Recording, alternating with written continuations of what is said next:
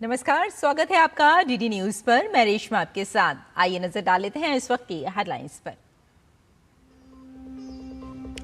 प्रधानमंत्री नरेंद्र मोदी का स्लोवाकिया में भव्य स्वागत। पारंपरिक स्लोवाक लोक नृत्य वंदे मातरम और वैदिक मंत्रों के साथ किया पीएम मोदी का अभिनंदन।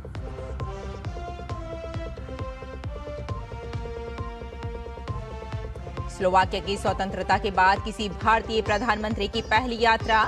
आज करेंगे स्लोवाकिया के राष्ट्रपति और प्रधानमंत्री और उद्योग जगत के प्रमुख प्रतिनिधियों से मुलाकात। विभिन्न द्विपक्षीय मुद्दों पर चर्चा संभव।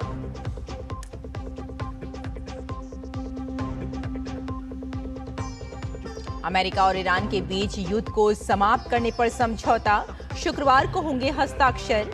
फ्रांस, यूके, जर्मनी समेत कई देशों ने किया फैसले का स्वागत।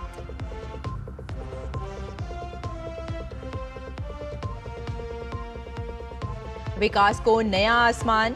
आज से जेवर स्थित नोएडा इंटरनेशनल एयरपोर्ट से व्यावसायिक उड़ानें, निवेश, रोजगार और आर्थिक विकास के नए अवसर होंगे सृजित।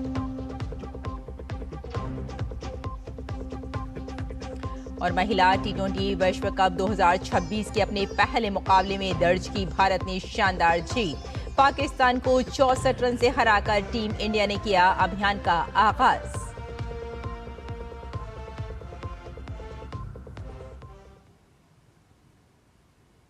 और आइए अब समाचारों पर डालते हैं विस्तार से नजर। प्रधानमंत्री नरेंद्र मोदी का स्लोवाकिया पहुंचने पर भव्य स्वागत हुआ। ब्रातिस्लावा के होटल पहुंचने पर पीएम का पारंपरिक तौर तरीकों से स्वागत किया गया। उनका अभिनंदन स्लोवाक संस्कृति और परंपरा के अनुरूप हुआ। स्लोवाक संस्कृति में इस तरह का स्वागत आतिथ्य, सम्मान और सद्भावना का प्रतीक माना जाता है। प्रधानमंत्री के शानदार अभिनंदन की कड़ी में पारंपरिक स्लोवाक लोक नृत्य प्रस्तुति भी हुई। वहीं लोचनित्सा कला दल ने प्रधानमंत्री का स्वागत वंदे मातरम के सामूहिक गायन के साथ किया। साथ ही एक स्लोवाक बैंड महादेव कीर्तन प्रोजेक्ट ने वैदिक मंत्रों और भक्ति संगीत की प्रस्तुति देकर उनका स्वागत किया।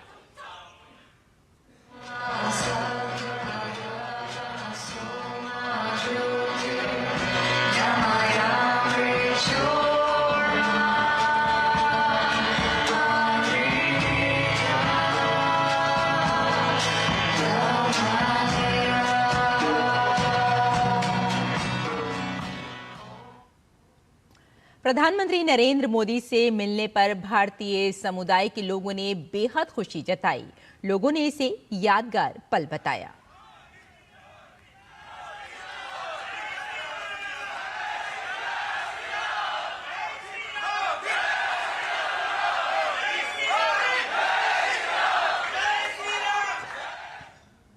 प्रधानमंत्री नरेंद्र मोदी स्लोवाकिया पहुंच चुके हैं और काफी महत्वपूर्ण और ऐतिहासिक स्लोवाकिया की प्रधानमंत्री की ये यात्रा है।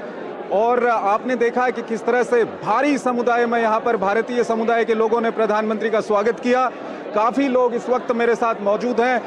प्रधानमंत्री यहाँ पर आए और आप लोगों की मुलाकात हुई प्रधानमंत्री से, कैसा, क्या कुछ कहना चाहेंगे? बहुत ही अच्छा लगा। इंडिया के पहले प्रधानमंत्री हैं जो स्लोवाकिया है, तो हमें काफ़ी अच्छा लगा ये बात जान के कि दोनों देशों में दोस्तियाँ बढ़ रही है। बहुत अच्छा लगा उनसे हाथ मिलाने से। तो बहुत हम्बल है, बहुत पेशेंस है, बहुत एक्टिव है। बहुत अच्छा लगा। ऐसा मौका फिर कभी नहीं मिलेगा। बहुत अच्छा लगा उन्हें मिलके। जय श्री राम। बहुत ज़बरदस्त, जैसे उनकी एनर्जी है, हम सबको भी एनर्जी उन्होंने हमारी अब कर दी। धन्यवाद उनका आने के लिए स्लोवाकिया। आप मेरे पीछे देख सकते हैं, देखिए किस तरह का उत्साह यहाँ पर, आप देखिए किस तरह का उत्साह है लोगों में। और अभी अभी इन सब की प्रधानमंत्री से मुलाकात हुई है। काफी उत्साहित हैं ये सब लोग। कैमरामैन विनय तिवारी के साथ मैं चंद्रशेखर जोशी, ब्रातिस्लावा, स्लोवाकिया से। प्रधानमंत्री नरेंद्र मोदी का यूरोपीय देश स्लोवाकिया का दौरा कई मायनों में अहम है। साल 1993 में स्लोवाकिया की स्वतंत्रता के बाद ये किसी भी भारतीय प्रधानमंत्री की स्लोवाकिया की पहली यात्रा है। पीएम मोदी के नेतृत्व में दोनों देशों के संबंधों में काफी प्रगति देखने को मिली है। आखिर क्यों है भारत और स्लोवाकिया के रिश्ते इतने खास? देखिए ये रिपोर्ट।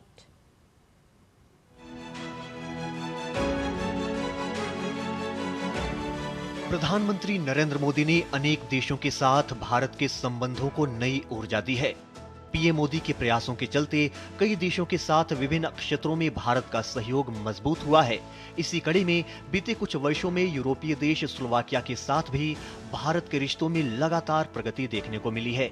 इस दौरान दोनों देशों के बीच उच्च स्तरीय बातचीत के अलावा व्यापार और तकनीक समेत विभिन्न क्षेत्रों में सहयोग के नए द्वार खुले हैं।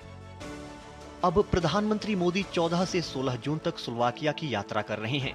ये 1993 में स्लोवाक गणराज्य की स्वतंत्रता के बाद किसी भी भारतीय प्रधानमंत्री का पहला दौरा है। इससे पहले अप्रैल 2025 में राष्ट्रपति द्रौपदी मुर्मू ने स्लोवाकिया की यात्रा की थी, जिससे विभिन्न क्षेत्रों में द्विपक्षीय सहयोग को नया बल मिला। इसके बाद फरवरी 2026 में एआई इम्पैक्ट समिट के दौरान स्लोवाकिया के राष्ट्रपति पीटर प्लेग्रिनी भी भारत आए थे। वहीं 2022 में रूस यूक्रेन संघर्ष के दौरान यूक्रेन से भारतीय छात्रों को निकालने में स्लोवाकिया ने भी अहम सहयोग दिया था। ऑपरेशन गंगा के तहत स्लोवाकिया के रास्ते 1100 से अधिक भारतीयों को निकाला गया। दोनों देशों के बीच मजबूत होते रिश्तों का असर व्यापार में भी साफ देखने को मिल रहा है। स्लोवाक सांख्यिकी कार्यालय के आंकड़ों के अनुसार 2024 में भारत स्लोवाकिया द्विपक्षीय व्यापार $1 अरब को पार करते हुए रिकॉर्ड $1.3 अरब दर्ज किया गया। वहीं 2025 में ये और बढ़कर $1.8 अरब तक पहुंच गया। इसमें भारत ने स्लोवाकिया को $1.5 अरब का निर्यात और स्लोवाकिया से $28.4 करोड़ का आयात किया। व्यापार के अलावा राजनयिक स्तर पर भी स्लोवाकिया भारतीय हितों के पक्ष में खड़ा रहा है। स्लोवाकिया संयुक्त राष्ट्र सुरक्षा परिषद में भारत की स्थायी सदस्यता का समर्थन करता रहा है। साथ ही स्लोवाकिया ने 2025 के पहलगाम आतंकी हमले की कड़ी निंदा करते हुए भारत के साथ एकजुटता दिखाई थी। दोनों देशों के बीच लगातार बढ़ता सहयोग विभिन्न क्षेत्रों में साझेदारी का रूप ले रहा है। रक्षा क्षेत्र में स्लोवाकिया की हथियार बनाने वाली कंपनी ग्रैंड पावर कोयम्बटूर के पास अपनी एक सहायक कंपनी स्थापित करने की प्रक्रिया में है। वहीं सितंबर 2023 में भारत और स्लोवाकिया ने परमाणु ऊर्जा के क्षेत्र में तकनीकी जानकारी के आदान प्रदान पर एक एमओयू पर हस्ताक्षर किए थे। जून 2017 में भारत ने स्लोवाकिया की पहली सैटेलाइट SK क्यूब को भी लॉन्च किया था। साथ ही भारत और स्लोवाकिया के बीच साइबर सुरक्षा और डिजिटल समेत अन्य उभरती हुई तकनीकों में सहयोग पर भी चर्चा चल रही है। वहीं स्लोवाकिया के नित्रा शहर में टाटा मोटर्स के जगुआर लैंड रोवर का प्लांट होने के अलावा TCS और कई अन्य भारतीय कंपनियां वहां सक्रिय हैं। साथ ही स्लोवाकिया में करीब 11,000 भारतीय प्रवासी भी रहते हैं। स्लोवाकिया में योग, आयुर्वेद और भारतीय व्यंजनों की लोकप्रियता भी लगातार बढ़ रही है। इसके अलावा स्लोवाकिया ने भारत EU मुक्त व्यापार समझौते को अंतिम रूप दिए जाने का खुलकर स्वागत किया है, जिसके बाद अब प्रधानमंत्री मोदी के स्लोवाकिया के इस ऐतिहासिक दौरे से व्यापार, निवेश, ऑटोमोबाइल और रेलवे मैन्युफैक्चरिंग जैसे कई क्षेत्रों में परस्पर सहयोग की नई इबारत लिखी जाएगी। Bureau report, DD news. इससे पहले प्रधानमंत्री नरेंद्र मोदी और फ्रांस के राष्ट्रपति इमैनुअल मैक्रों के बीच वार्ता के बाद द्विपक्षीय सहयोग से जुड़े बड़े फैसले हुए। दोनों देशों ने विभिन्न क्षेत्रों में संबंधों को नई ऊंचाई पर ले जाने पर सहमति जताई। प्रधानमंत्री नरेंद्र मोदी और फ्रांस के राष्ट्रपति इमैनुअल मैक्रों की नीस में मुलाकात के दौरान द्विपक्षीय सहयोग में विस्तार पर सहमति बनी। दोनों नेताओं ने भारत फ्रांस विशेष वैश्विक रणनीतिक साझेदारी में हुई प्रगति की समीक्षा की। बैठक में कई बड़े निर्णय हुए। फैसला हुआ कि अगले 5 वर्षों में द्विपक्षीय व्यापार को दोगुना करने का लक्ष्य हासिल करने के लिए एक उच्च स्तरीय वार्षिक तंत्र गठित किया जाएगा। जो ट्रेडिशनल एरियाज रहे हैं द्विपक्षीय व्यापार में, चाहे वो टेक्नोलॉजी के क्षेत्र में हो, चाहे इंजीनियरिंग गुड्स के क्षेत्र में हो, चाहे टेक्सटाइल्स के क्षेत्र में हो, तो उन चीज़ों पे तो बात आगे बढ़ेगी ही बढ़ेगी। लेकिन बाकी जिन विषयों की मैंने अभी चर्चा की है, जो रक्षा का क्षेत्र है या न्यूक्लियर का क्षेत्र है, स्पेस के क्षेत्र में हमने बातचीत नहीं की, लेकिन स्पेस का क्षेत्र भी एक बहुत बड़ा क्षेत्र है। और आज भारत इनोवेट्स के चलते बहुत सारी नई चीज़ों के बारे में मैं कहूँगा न सिर्फ फ्रांस की जनता को, लेकिन एक तरह से वैश्विक स्तर पे लोगों को पता चला है कि भारत में क्या क्या संभव है। पीएम और राष्ट्रपति मैक्रो की बैठक में Bharat France innovation road map 2030 तय किया गया। दोनों देश AI गवर्नेंस पर केंद्रित साझा AI वर्किंग ग्रुप स्थापित करेंगे। मोबिलिटी के क्षेत्र में सहयोग बढ़ाने का भी फैसला किया गया। Prime Minister in this context invited French universities to open campuses in India under the new education policy and also welcomed President Macron's commitment to facilitating Indian students who are pursuing higher education here. बैठक में aeronautics और उससे जुड़े क्षेत्रों में कौशल विकास के लिए NSTI Kanpur में एक राष्ट्रीय उत्कृष्टता केंद्र की स्थापना, पेरिस हवाई अड्डे और नीस में UPI का विस्तार, 10 अतिरिक्त भारतीय स्टार्टअप्स के इंक्यूबेशन पर भी सहमति बनी। रक्षा और सुरक्षा सहयोग पर बातचीत के दौरान मेक इन इंडिया पर जोर रहा। जो अंडरलाइंग थीम था वो यही था कि जिस भी डिफेंस प्लेटफॉर्म की हम बात करें, इस एक बात को हमें बेसिस लेके आगे बढ़ना होगा कि ज़्यादा से ज़्यादा लोकल कंटेंट हो, लोकल मैन्युफैक्चरिंग हो और इसी तरह से जो हमारा सहयोग हो उसको इस चीज़ को ध्यान में रखते हुए डिज़ाइन किया जाए। पीएम और फ्रांस के राष्ट्रपति ने अहम अंतर्राष्ट्रीय और क्षेत्रीय मुद्दों पर भी विचारों का आदान प्रदान किया। भारत और फ्रांस के रिश्तों में पिछले कुछ वर्षों में तेजी से प्रगति हुई है। प्रधानमंत्री नरेंद्र मोदी की फ्रांस यात्रा कूटनीति से आगे बढ़कर भविष्य की साझेदारी की यात्रा है।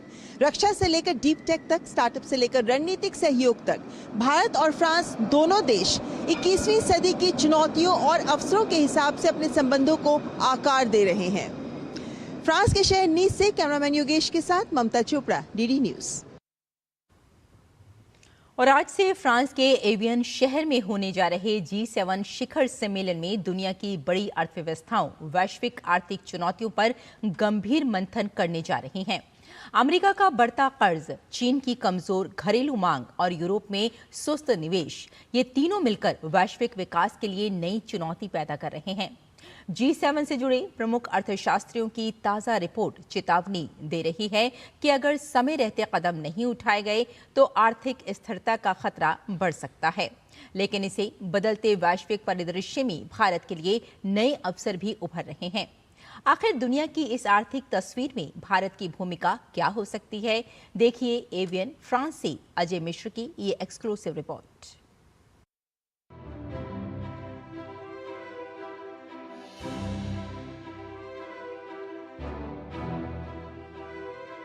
फ्रांस के एवियन शहर में होने जा रही G7 शिखर सम्मेलन की प्राथमिकताएं तय हो चुकी हैं।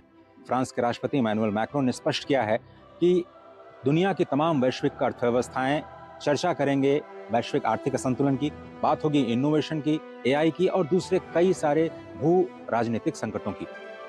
लेकिन अभी अर्थशास्त्रियों की ये ताजा रिपोर्ट बताती है कि अभी जो वैश्विक आर्थिक असंतुलन पूरी दुनिया में चल रही है वो भारत के लिए एक सुनहरा अवसर भी साबित हो सकती है।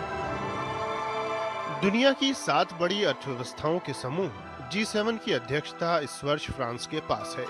इस बीच G7 economists memo on global imbalances शीर्षक से जारी रिपोर्ट में कहा गया है कि अमेरिका, चीन और यूरोप के बीच बढ़ता आर्थिक असंतुलन भविष्य में वैश्विक व्यापार, निवेश और वित्तीय स्थिरता के लिए बड़ा खतरा बन सकते हैं। इस बीच प्रमुख अंतर्राष्ट्रीय अर्थशास्त्रियों ने एक अहम रिपोर्ट जारी कर वैश्विक अर्थव्यवस्था को लेकर चेतावनी दी है। रिपोर्ट के मुताबिक दुनिया की 3 सबसे बड़ी आर्थिक शक्तियां अलग अलग चुनौतियों से जूझ रही हैं।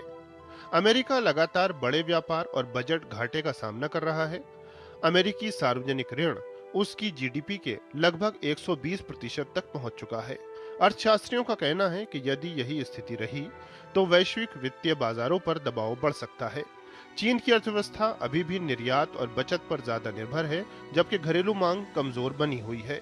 रिपोर्ट का सुझाव है कि चीन को स्वास्थ्य, शिक्षा और सामाजिक सुरक्षा पर खर्च बढ़ाना चाहिए, जिससे अर्थव्यवस्था अधिक संतुलित बन सके। वहीं यूरोप के पास पूंजी और बचत तो पर्याप्त है, लेकिन निवेश की गति धीमी है। रक्षा, ऊर्जा सुरक्षा, कृत्रिम बुद्धिमत्ता, सेमीकंडक्टर और नई तकनीकों में बड़े निवेश से यूरोप की आर्थिक वृद्धि को गति मिल सकती है। जानकार कहते हैं कि प्रधानमंत्री नरेंद्र मोदी G7 के मंच से पूरी दुनिया को बड़ा संदेश दे सकते हैं।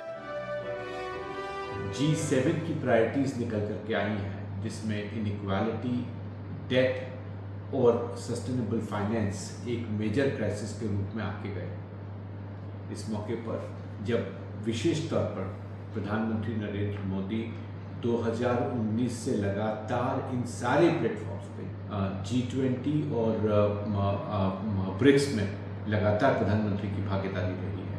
तो इस भागीदारी को आगे बढ़ाने की दृष्टि से विश्व के इन तमाम संकटों में जहां भारत कई क्षेत्रों में नए सॉल्यूशंस और नए आयाम लगातार दे रहा है, उनकी भागीदारी एक महत्वपूर्ण मौका हमारे लिए होगा। भारत के लिए इस रिपोर्ट में कई महत्वपूर्ण संकेत छिपे हैं। वैश्विक कंपनियां चीन पर निर्भरता कम करने की कोशिश कर रही हैं। भारत के पास विनिर्माण, इलेक्ट्रॉनिक्स, सेमीकंडक्टर, रक्षा उत्पादन और वैश्विक सप्लाई चेन में अपनी हिस्सेदारी बढ़ाने का बड़ा अवसर है। मेक इन इंडिया, PLI योजना और बुनियादी ढांचे में बढ़ते निवेश से भारत पहले ही इस दिशा में आगे बढ़ रहा है। यदि चीन घरेलू मांग बढ़ाता है और यूरोप निवेश बढ़ाता है तो भारतीय निर्यातकों के लिए नए बाजार खुल सकते हैं। रिपोर्ट में AI क्षेत्र में तेजी से बढ़ रहे निवेश को लेकर भी चेतावनी दी गई है। विशेषज्ञों का मानना है कि यदि निवेश वास्तविक आर्थिक क्षमता से आगे निकल गया तो भविष्य में वित्तीय बुलबुले जैसी स्थिति पैदा हो सकती है। प्रधानमंत्री नरेंद्र मोदी ने फरवरी 2026 में इंडिया AI इम्पैक्ट समिट के दौरान पूरी दुनिया को ये साफ संदेश दिया था कि भारत केवल AI का उपभोक्ता नहीं बल्कि AI का निर्माता बनेगा। कुछ लोगों को AI में डर दिखाई देता है, लेकिन भारत को AI में भविष्य और भाग्य दिखाई देता है। AI इम्पैक्ट समिट में फ्रांस के राष्ट्रपति इमैनुअल मैक्रों मुख्य अतिथि के रूप में शामिल हुए थे। जाहिर है भारत के लिए ये अवसरों का भी समय है और सतर्क रहने का भी। यदि भारत निवेश, विनिर्माण और निर्यात क्षमता को लगातार मजबूत करता है तो आने वाले दशक में वो वैश्विक विकास का एक प्रमुख केंद्र बन सकता है। फ्रांस की G7 अध्यक्षता के दौरान ये बहस और तेज होगी कि दुनिया को आर्थिक असंतुलन, भू राजनीतिक तनाव और व्यापारिक प्रतिस्पर्धा के बीच किस तरह अधिक टिकाऊ विकास मॉडल की ओर बढ़ना चाहिए। एवियन फ्रांस से अजय मिश्र की रिपोर्ट, DD न्यूज। और यहाँ रुकते हैं एक छोटे से ब्रेक के लिए, जल्द हाजिर होते हैं। आप देखते रहिए DD न्यूज।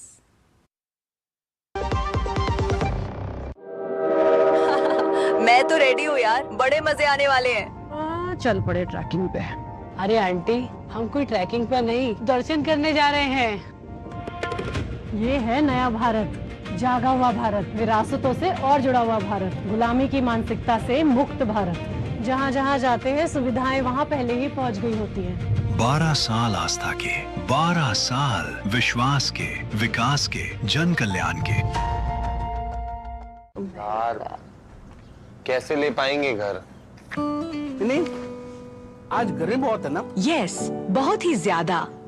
पापा, घर खरीदने की planning is not easy. Vinny, long term savings का बेस्ट प्लान बताना। LIC protection plus plan. LIC और सेविंग्स। यस, इसमें इंश्योरेंस और फंड्स दोनों में इन्वेस्ट करके गोल्स के हिसाब से सम अश्योर्ड एडजस्ट कर सकते हो। LIC protection plus plan, future insured, growth assured. बीमारी हुई तो पता लगा कि हॉस्पिटल का बिल ऑफिस के हेल्थ इंश्योरेंस से कई गुना ज्यादा है। काश मैंने हेल्थ इंश्योरेंस लिया होता। पॉलिसी बाजार पे 1 करोड़ का हेल्थ इंश्योरेंस सिर्फ 550 रुपए महीने से शुरू।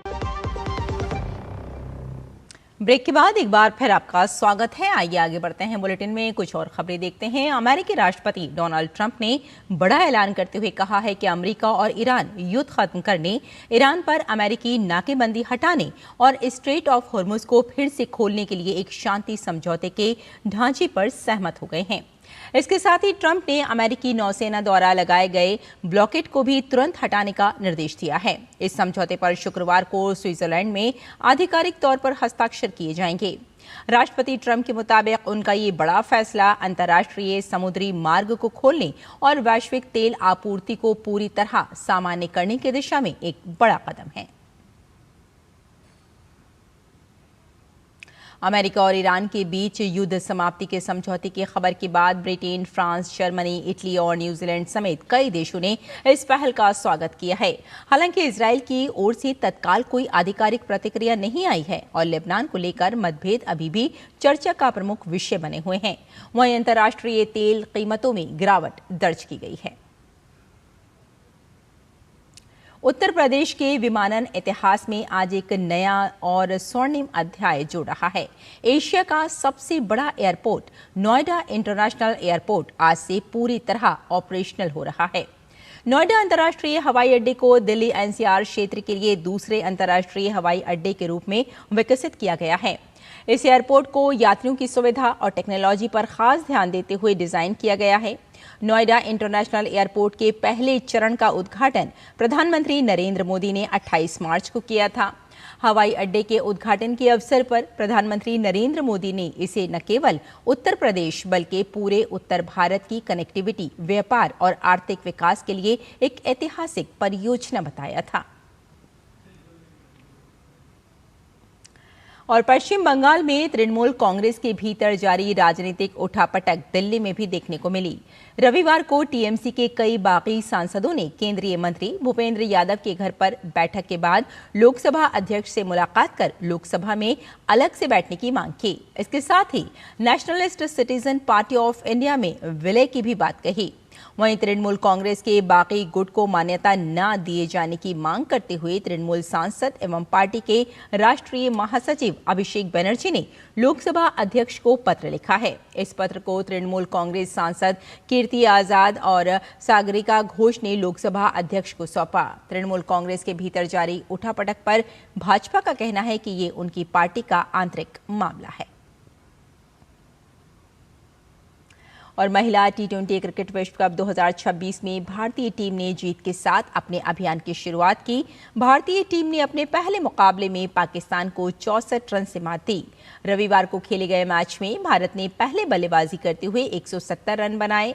स्मृति मंधाना ने 44 गेंदों में सर्वाधिक 68 रन की पारी खेली। हरप्रीत कौर ने 36 और ऋचा घोष ने अंत में तूफानी बल्लेबाजी करते हुए 17 गेंदों में 34 रन बनाए और स्कोर को 170 तक पहुंचाया। जवाब में पाकिस्तान की टीम 17 ओवर में सिर्फ 106 रन बनाकर आउट हो गई।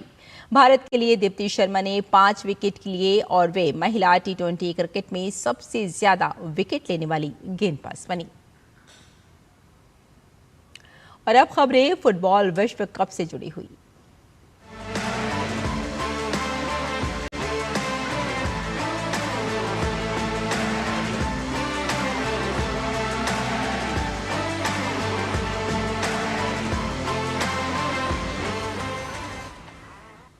चार बार की विजेता जर्मनी ने विश्व कप में पहली बार खेल रही कुराकाओ को 7-1 से मात दी। ह्यूस्टन में खेले गए ग्रुप ई के मैच में जर्मनी ने 6 मिनट में पहला गोल किया। हालांकि कुराकाओ ने 21वें मिनट में बराबरी का गोल दागकर सबको चौंका दिया। कुराकाओ आकार और जनसंख्या के हिसाब से विश्व कप में हिस्सा लेने वाला सबसे छोटा देश है। इसके बाद जर्मनी ने कोई मौका नहीं दिया और एक के बाद एक गोल करते हुए मैच को 7-1 से अपने नाम किया। जापान ने 2 बार पिछड़ने के बाद वापसी की और फीफा विश्व कप में अपने पहले मैच में नीदरलैंड्स के साथ 2-2 से ड्रॉ खेला। मैच का पहला हाफ थोड़ा नीरस रहा, लेकिन दूसरे हाफ में रोमांचक खेल देखने को मिला। एक समय लग रहा था कि नीदरलैंड्स मैच जीतने में कामयाब रहेगी। जापान की ओर से दाइची कामादा ने 89वें मिनट में गोल करते हुए मैच को ड्रॉ कराने में कामयाबी पाई। एथलेटिक्स फेडरेशन ऑफ इंडिया ने ग्लासगो में होने वाले कॉमनवेल्थ गेम्स 2026 के लिए 32 सदस्यीय एथलेटिक्स टीम का ऐलान किया है। इस अंतिम सूची में 22 पुरुष और 10 महिला एथलीट्स शामिल हैं। प्रमुख नामों में ओलंपिक और वर्ल्ड चैंपियन नीरज चोपड़ा शामिल हैं। हालांकि उनकी टीम में शामिल होना प्रतियोगिता से पहले चयन की शर्तों को पूरा करने पर निर्भर करेगा। और पूर्व विश्व चैंपियन नीरज चोपड़ा के अगले 10 दिनों के भीतर प्रतिस्पर्धा में वापसी करने की उम्मीद है। उन्होंने एथलेटिक्स फेडरेशन ऑफ इंडिया से अनुरोध किया है कि राष्ट्रमंडल खेलों की पात्रता के लिए उनकी आगामी प्रदर्शन को भी मान्य माना जाए। राष्ट्रमंडल खेलों का आयोजन 23 जुलाई से 2 अगस्त तक स्कॉटलैंड के ग्लासगो में होगा। और भारत के धीरज बोम्बा देवरा और युवा कुमकुम मोहद ने शानदार प्रदर्शन करते हुए रविवार को तीरंदाजी विश्व कप चरण 3 में ओलंपिक चैंपियन दक्षिण कोरिया को सीधे सेट में हराकर रिकर्व मिक्स टीम स्वर्ण पदक जीता। 24 साल के धीरज और 17 साल की कुमकुम ने ओ ये जिन और किम जे देओक को हराया। मिक्स टीम स्पर्धा में धीरज और कुमकुम दोनों के लिए ये पहला विश्व कप स्वर्ण पदक है। भारत के शीर्ष रैंकिंग वाले तीरंदाज धीरज अब दूसरे पदक की कोशिश में व्यक्तिगत सेमीफाइनल में उतरेंगे। तो इस बुलेटिन में फिलहाल इतना ही, लेकिन डीटी न्यूज पर खबरों का सिलसिला जारी रहेगा। फिलहाल अनुमति दें, नमस्कार।